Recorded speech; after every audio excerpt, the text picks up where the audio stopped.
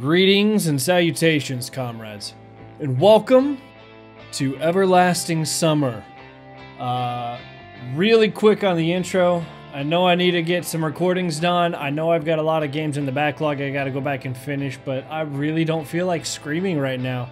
I'm feeling a lot more calm and reserved, so we're gonna ride these waves and play this game. It's a visual novel by Soviet Games. It's Russian, but don't worry, I've used my amazing powers to translate all of this for you as I'm recording this. So you should be seeing it English. You're welcome. Listen to that soundtrack. Yeah. Okay. It's a visual novel. I don't know too much about it as per the norm. It's a free-to-play game on Steam. And, yeah, so, new game, Dear Pioneer.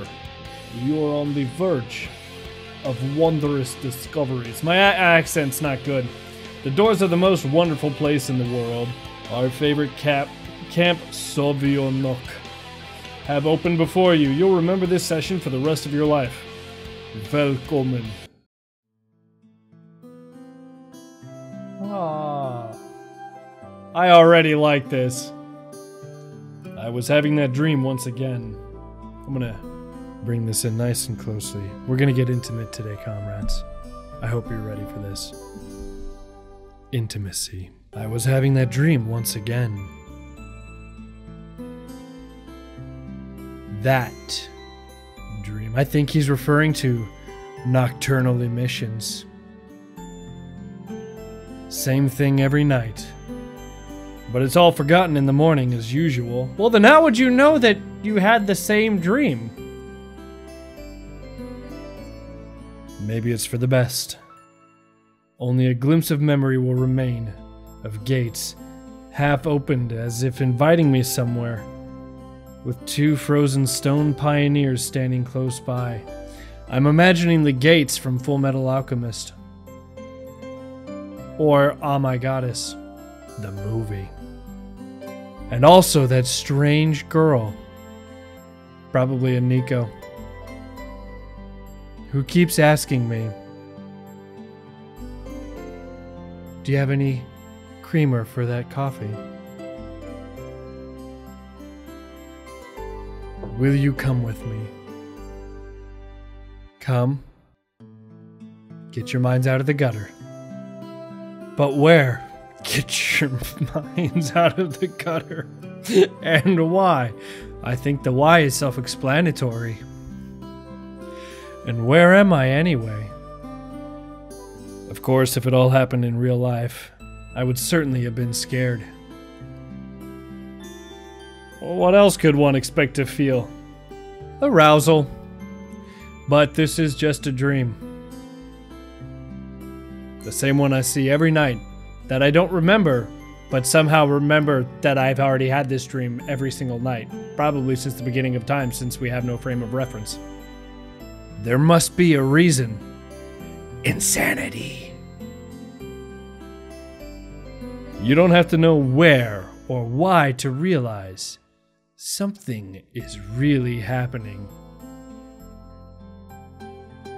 I feel like I could just beat the nocturnal emissions, wet dream, joke to death. Go change your sheets. Something desperately seeking my attention. Maybe it's a puppy. Since everything that surrounds me here is real. As real as things in my own flat. I could open the gates, hear the hinges creak, brush the crumbling rust away with my hand, inhale the fresh, cool air, and shiver from the cold. I could, but to do that I would need to pick myself up, take a step, move my hand. But this is a dream. I understand that, but what of it? What does my understanding change?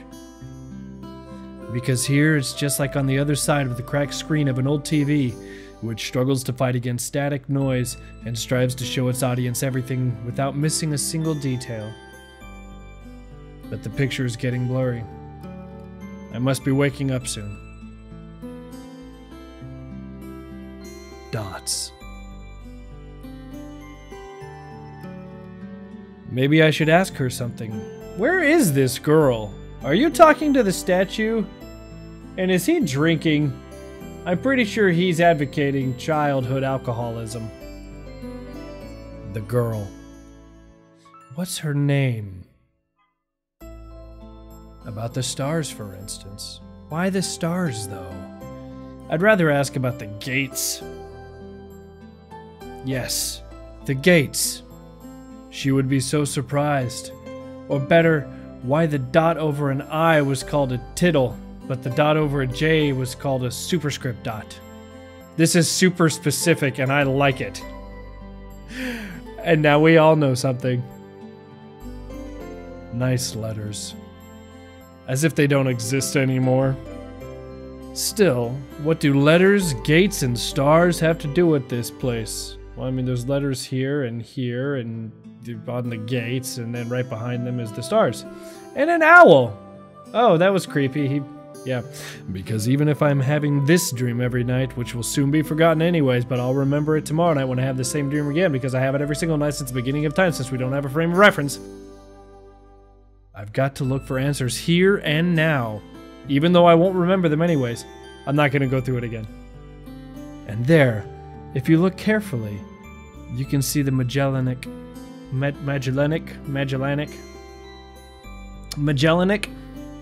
know it's the root is Magellan. Whatever. Clouds. You can see some clouds. As if I'd ended up in the southern hemisphere. We have gone to India. In a dream, there are the small things that catch your attention. An unnatural color of grass, impossible curves of straight lines, or your own distorted reflection. While the real danger, which could put an end to everything right here and now, seems trivial. It's natural, since here you cannot die. I know it for sure. I've done it hundreds of times. But if you cannot die, is there a point in living? I should ask the girl. She's a local. She should know.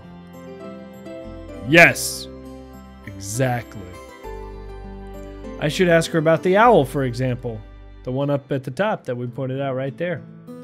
One strange bird it is. Though it doesn't matter.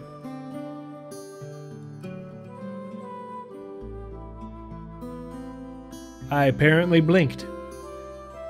Will you come with me? And every time I have to answer. It's the only way, otherwise the dream will never end and I will never wake up. I wonder if we've tested this theory before. Yes, I'll come with you. No, I'll stay here. I'm feeling adventurous. I don't know about you, but we're gonna go on an adventure. Every time it's so hard to decide on the answer. Where am I? What am I doing here? Who is she? And why does so much in my life depend on this answer? Or maybe it doesn't. It is just a dream after all. Just a dream. Just a dream. Just a dream.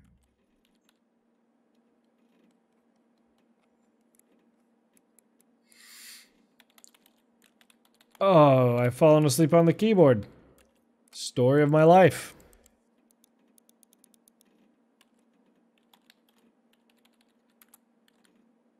Hey, hey, I know that picture.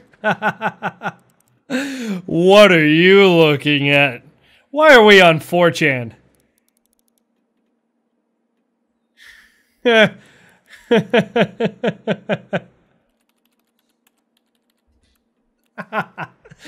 Oh, that's fantastic. The computer screen stared at me as if it was alive. She is. That was a neat little effect. Sometimes it really did seem to me that it was conscious of itself, had its own thoughts and wishes, ambitions, that it had feelings, could love and suffer. As if in our relationship the screen wasn't an instrument, it was me who was a lifeless piece of plastic and textilite. There is some truth in that, probably because the computer provides 90% of my communication with the outside world. Anonymous image boards from Some chats from time to time, rarely ICQ or Jabber, and forums even more rarely. Do people still use ICQ?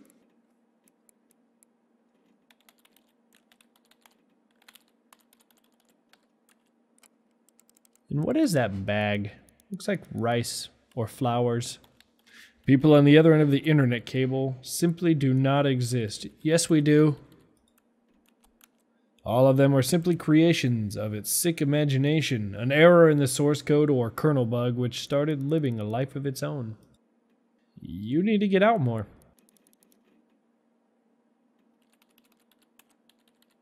Is that the Krampus?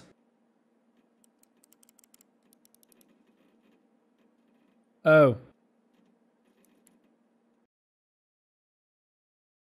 If one looked at my existence from the outside, such thoughts would seem crazy, and a psychologist would surely give me a bunch of sophisticated diagnoses and maybe write me a doctor's referral to the loony bin.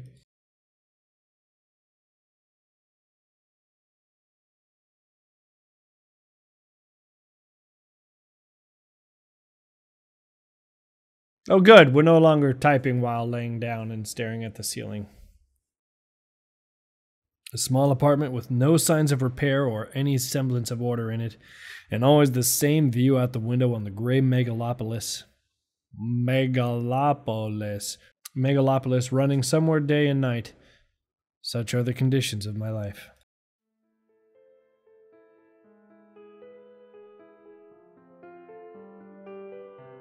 Well, of course it didn't all start like this. I was born, went to school, and finished it like all the others.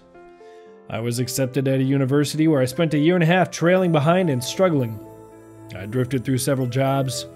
Sometimes I was working out quite well, sometimes I was even getting decent money for it. But it all felt like it was not mine, as if taken from another man's biography. I wasn't living life to its fullest, it was looping over and over in monotonous circles. Like in the movie Groundhog Day. It's a great movie. I love Bill Murray. It's just that I had no choice in how to spend my day, and every day repeated itself. Excuse me, I've been up since 2 a.m. And every day repeated itself, the same vicious spiral. A spiral of emptiness, misery, and despair. For the last few years, I just sat in front of the screen all day. Sometimes there were menial jobs, sometimes my parents helped me. All in all, I was able to provide for myself, except for those time periods where my parents helped me, because obviously I was not providing for myself, so I needed help. No wonder, really, since my needs are quite minor. I hardly ever leave my home, and my communication with other people almost exclusively consists of online correspondence with the Anonymous, who have no real name, no gender, no age. So in brief, a quite typical life of a quite typical antisocial person of his time. Kind of Donnie Darko on a minor scale, without doomsday-related visions. Maybe some highly respected author will write a novel about me, and it will become a contemporary classic of modern literature. Or a video game.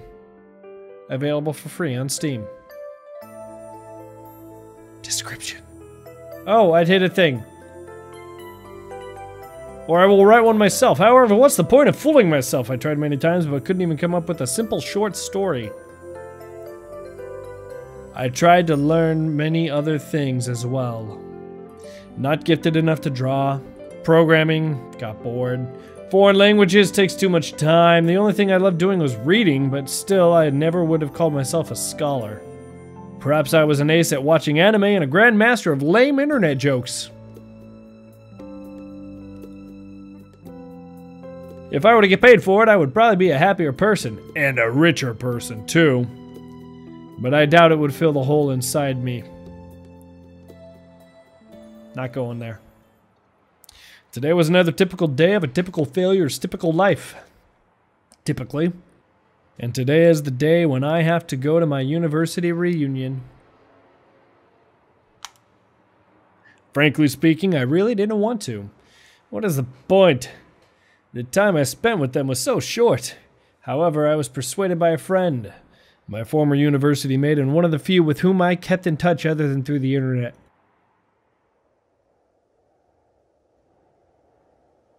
as a point, I want to just mention, I haven't actually played a visual novel since, oh, I don't know, Three Sisters story?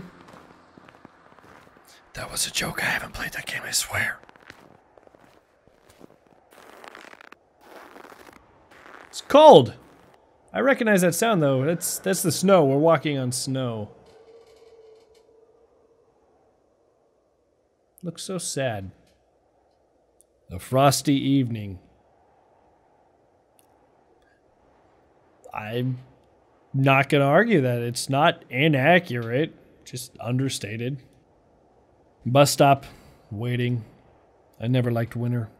Though hot summer's not my season either. It's just that I see no reason to point out any particular time of the year. It doesn't matter much what the weather is outside when you stay at home 24/7.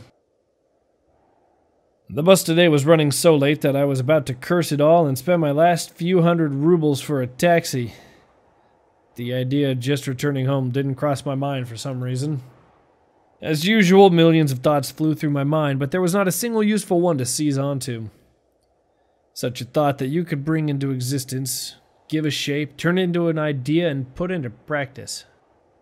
Maybe I could start my own business. But where would I get the money from? Or maybe I could go back to working in an office. No way. Maybe I should try freelancing. But what skills do I have and who would want me after all? Dude, I think this guy needs a hug. I suddenly remembered my childhood. Or rather my teen years, the time when I was 15 to 17 years old. Why exactly those years? No idea. I guess it's because back then everything was much more simple. It was easier to make decisions, so complicated now and so simple then. Waking up in the morning, I knew exactly how my day was going to pass, and I always eagerly looked forward to the weekend. Then I could get some rest and have time for the things I liked. Computer, football, going out with friends. And then, at the beginning of next week, I'd take up my studies again. But then there were no such worrying questions like, why? Who needs it? What will change if I do it, or what will not change?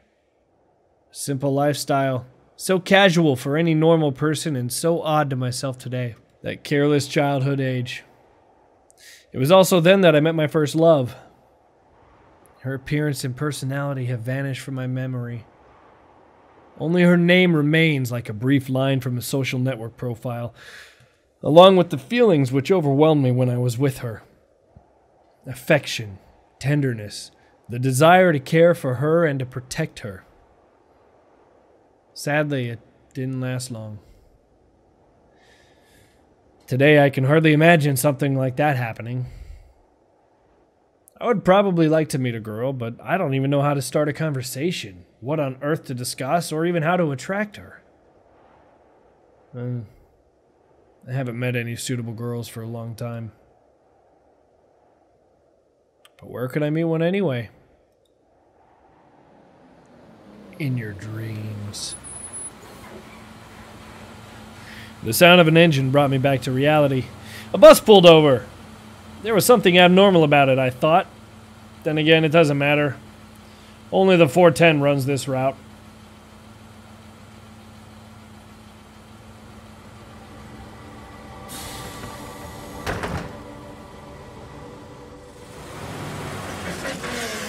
Your headlight's on fire. I do like this art style. It's really neat. Streetlights pass me by. It's as if their cold light sparks inside of me, trying to ignite feelings long dead. Maybe not ignite, just awaken them. Because those feelings, they've been living in me for a long time. Slumbering and waking up again. The driver's radio was playing some very familiar tune, but I wasn't listening to it. I was watching the cars passing by through the fogged up window. Because people are always rushing somewhere, chasing something they need, stuck in their own little worlds. Why would they care about mine? They probably have their own serious problems, or maybe they have much easier lives. You can't know for sure since all people are different. Or are they? Sometimes someone's actions can be easily predicted, but if you try to look inside his soul, you will only see impenetrable darkness. Dots. The bus was approaching downtown and my thoughts were interrupted by the bright city lights. Hundreds of billboards, thousands of cars, millions of people. I watched this light show and somehow I got terribly sleepy. My eyes closed just for a moment, and then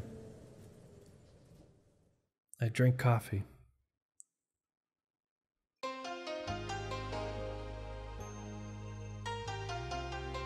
Ooh, animation!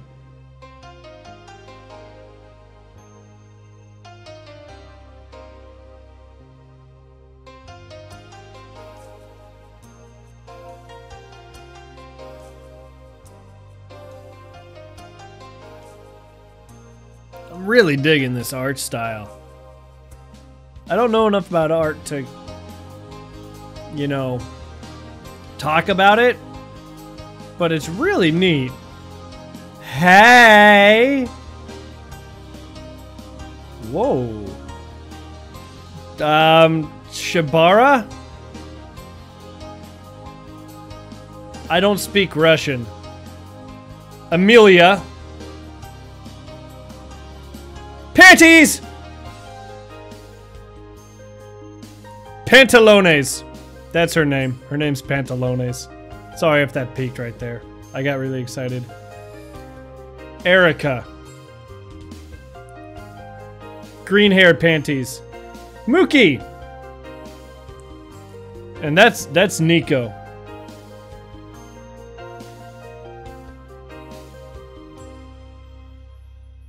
Everlasting summer.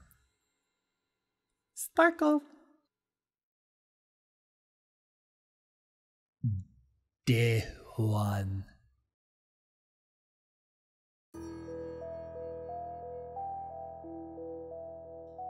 Okay, well, on that note, I think that's a good part to end episode 1.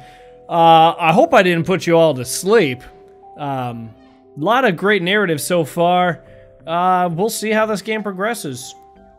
Yeah, so comrades, if you're enjoying this, let me know what you think in the comments down below. Leave a like, subscribe, you know the whole deal. Let me know what else you want to see me play, if you want to see more of this, etc., etc. Tell your friends and family. High fives, all that good stuff. And, yeah. As always, until next time.